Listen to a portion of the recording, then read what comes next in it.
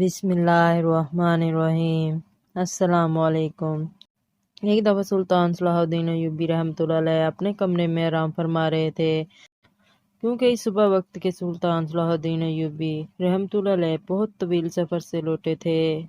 چند لمحوں کے بعد ایک سپاہی آپ کے کمرے کے دروازے پر آیا اور اندر آنے کی اجازت چاہی۔ سلطان صلاح الدین ایوبی رحمۃ اللہ علیہ چونکہ آرام فرما رہے تھے، لہٰذا اندر سے کوئی جواب نہ آیا۔ دروازے پر مامور محافظوں نے کہا، سلطان آرام فرما رہے ہیں، لہٰذا آپ تھوڑی دیر بعد آ جانا۔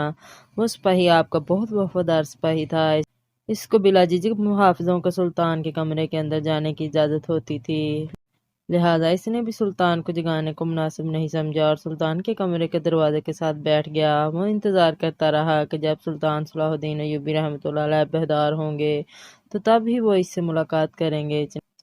چند لمحے گزرنے کے بعد سلطان صلاح الدین ایوبی رحمۃ اللہ علیہ کی آنکھیں کھلیں تو اندر کے حرکات سے معلوم ہوا کہ سلطان صلاح الدین ایوبی رحمۃ اللہ علیہ نیند سے بیدار ہو چکے ہیں۔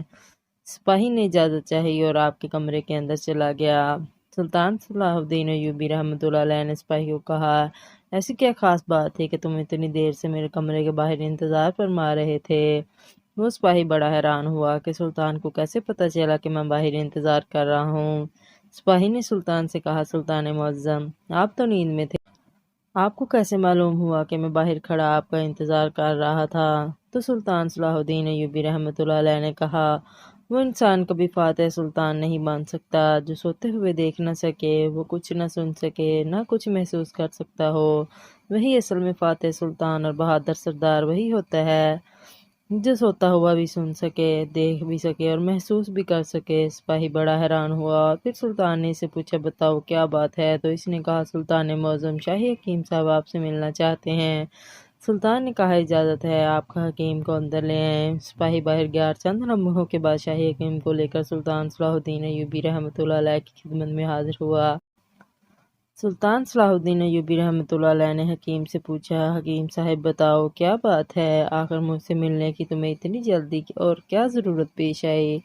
تو حکیم صاحب نے کہا کہ حضور، ایک بات جو مجھے کئی دنوں سے پریشان کر رہی ہے، اسی سلسلے میں آپ سے بات کرنی تھی۔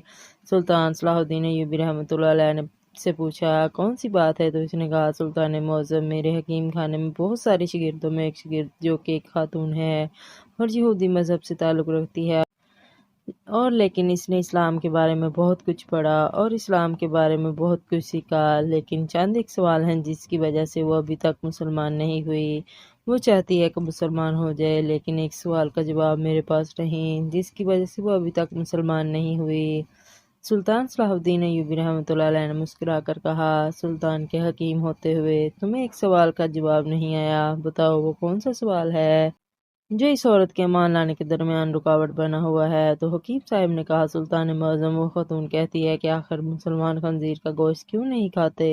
آخر اس میں ایسی کیا برائی ہے؟ اس خنزیر کے گوشت کھانے کا ایسا کیا نقصان ہے جس کی وجہ سے مسلمان خنزیر کا گوشت نہیں کھاتے بلکہ اس سے نفرت کرتے ہیں؟ اور یہ بھی وہ کہتی ہے کہ ہمارے گاؤں میں تو سارے لوگ اکثر خنزیر کا گوشت کھاتے ہیں، ہم اپنے قبیلوں میں خنزیر پالتے ہیں اور جوان ہونے پر اس کو کاٹ کر کھاتے ہیں، اور وہ جب سے میرے پاس کا سبق لینا شروع ہوئی وہ بھی اپنے گھر والوں کے ساتھ خنزیر کا گوشت کھاتی ہے، کیونکہ یہاں تو اسے خنزیر کا گوشت میسر نہیں۔ لیکن میرے پاس اس کے سوال کا جواب نہیں، کیونکہ میں اس بارے میں نہیں جانتا کہ آپ اس سوال کا جواب دیں گے تو آپ کی وجہ سے یہ غیر مسلم مسلمان ہو جائے گی۔ یہ سن کر سلطان صلاح الدین ایوبی رحمۃ اللہ علیہ نے کہا، کل تم اس خاتون کے لیے میرے دربار میں حاضر ہو جانا۔ سلطان صلاح الدین ایوبی رحمۃ اللہ علیہ جب صبح دربار میں پہنچے تو حکیم صاحب اس خاتون کو لے کر دربار میں حاضر ہوا اور سلطان صلاح الدین ایوبی رحمۃ اللہ علیہ نے فرمایا، سلطان معظم، یہ ہے وہ خاتون جو میری شاگرد ہے۔ یہ دیکھا سلطان نے اس عورت کو کہا، بتاؤ خاتون، تمہارا کیا سوال ہے؟ تو اس عورت نے کہا، سلطان معظم، میں نے اسلام کے بارے میں بہت کچھ پڑھا، بہت کچھ سیکھا، اور حتیٰ کہ میں اس جگہ پر آ کھڑی ہوں کہ میں اسلام کو قبول کر لوں، لیکن ایک بات ہے جو مجھے اسلام قبول کرنے سے روک رہی ہے، اور وہ بات یہ ہے کہ اسلام خنزیر کا گوشت کھانے سے کیوں منع کرتا ہے، حتیٰ کہ یہ تو ہماری سب سے پسندیدہ خوراک ہے۔ میں نے ہر جگہ دیکھا کہ اسلام نے جس چیز کے بارے میں منع کیا وہاں اس کی دلیل ملی، لیکن اس خنزیر کے گوشت کے بارے میں مجھے ابھی تک کوئی مضبوط دلیل نہیں ملی۔ میں نے بائبل کو پڑھا تو وہاں بائبل میں بھی خنزیر کا گوشت کھانے سے منع نہیں کیا گیا، لیکن آخر اسلام کیوں منع کرتا ہے؟ آخر اس گوشت میں ایسی کیا خرابی ہے کہ اسلام اس کو کھانے سے منع کرتا ہے؟ یہ یہودیوں کی تو سب سے پسندیدہ خوراک ہے۔ یہ سن کر سلطان صلاح الدین ایوبی رحمۃ اللہ علیہ نے کہا کہ اللہ تعالیٰ نے قرآن پاک میں 3 جگہ پر خنزیر کا گوشت کھانے سے منع فرمایا۔ پھر آپ نے ان آیات کا بھی ذکر کیا۔ پھر سلطان صلاح الدین ایوبی نے اپنے ایک مشیر کو کہا کہ وہ بائبل کی کتاب میرے پاس لے آؤ جو اپنی اصل حالت میں موجود ہے۔ جب بائبل کی کتاب آپ کے سامنے پیش ہوئی تو آپ نے وہی جگہ تلاش کر کے دی جہاں لکھا ہوا تھا کہ خنزیر کا گوشت کھانا منع ہے۔ پھر خاتون نے کہا یہ کیا بات ہوئی؟ جو میرے پاس کتاب ہے اس میں تو واضح لکھا ہوا ہے کہ خنزیر کا گوشت کھانا منع نہیں ہے۔ تو سلطان صلاح الدین ایوبی رحمۃ اللہ علیہ نے کہا مجھے ترس آتا ہے تمہارے ان لکھاریوں پر جو اپنی عیاشیوں کے لیے اس پاک کتاب کو اپنے لفظوں سے بالکل تبدیل کر رہے ہیں۔ یہ جو تمہارے پاس بائبل پازیٹیو یا اپنی اصل حالت میں موجود نہیں، یہ تمہارے اپنے لکھاریوں کی لکھی ہوئی کتاب ہے۔ پھر سلطان صلاح الدین ایوبی نے فرمایا کہ یہ تو میں نے کتاب اس سے ثابت کیا کہ خنزیر کو گوشت کھانا منع ہے، پھر اب میں تمہیں سائنسی لحاظ سے معلوم کر کے دوں گا۔ پھر سلطان صلاح الدین ایوبی رحمۃ اللہ علیہ نے اس خاتون کو حکم دیا کہ خنزیر کا گوشت پکا کر کل صبح میرے دربار میں لے آنا۔ وہ خاتون سلطان کے سپاہیوں کے ساتھ جنگل میں گئی، ایک سور کا شکار کیا اور اگلی صبح اس کو پکا کر سلطان صلاح الدین ایوبی رحمۃ اللہ علیہ کے سامنے لے آئی۔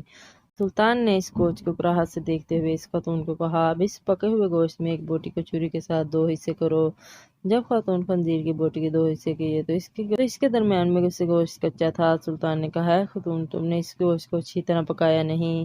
تو اس خاتون نے کہا نہیں سلطان معظم میں نے اس کو بہت اچھی طرح سے پکایا ہے۔ تو سلطان نے کہا کہ اب تمہاری سمجھ میں میری بات ضرور آ جائے گی کہ یہ حرام گوشت چاہے تم اسے جتنا بھی اچھی طرح پکا لو اور اگر چاہے اس کو کتنی ہی آگ پیش کر دو لیکن یہ پوری طرح پکتا نہیں بلکہ یہ درمیان میں کچا رہ جاتا ہے، اور جب یہ تمہارے پیٹ کے اندر جاتا ہے تو بہت ساری بیماریوں کا سبب بنتا ہے، اس لیے اسلام نے اس کو کھانے سے منع کر دیا ہے۔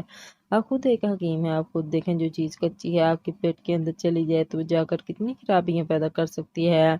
پھر سلطان صلاح الدین ایوبی نے اس خاتون کو کہا کہ آپ کو سور کے بارے میں کچھ بتاتا ہوں۔ پھر سلطان نے کہا کہ یہ سور جس جگہ رہتا ہے اپنے ارد گرد حتیٰ کہ انسانوں کی بھی گندگی کو کھا جاتا ہے، اس کی اکثر خوراک بہت ہی غلیظ ہے۔ بات یہ ہے کہ یہ سور واحد بے شرم جانور ہے، جب اس کی مادی یعنی اس کی بیوی کے ساتھ جب کوئی دوسرا سور جنسی تعلق قائم کرتا ہے تو یہ خوش ہوتا ہے اور فخر محسوس کرتا ہے۔ یہ واحد جانور ہے جس میں اتنی زیادہ بے شرمی بھری ہوئی ہے۔ آپ خود دیکھیں ایسے جانور کا جب آپ گوشت کھائیں گے جس کی بنیاد غلاظت سے بھری ہوئی ہے تو وہ تمہیں کیا فائدہ دے گا؟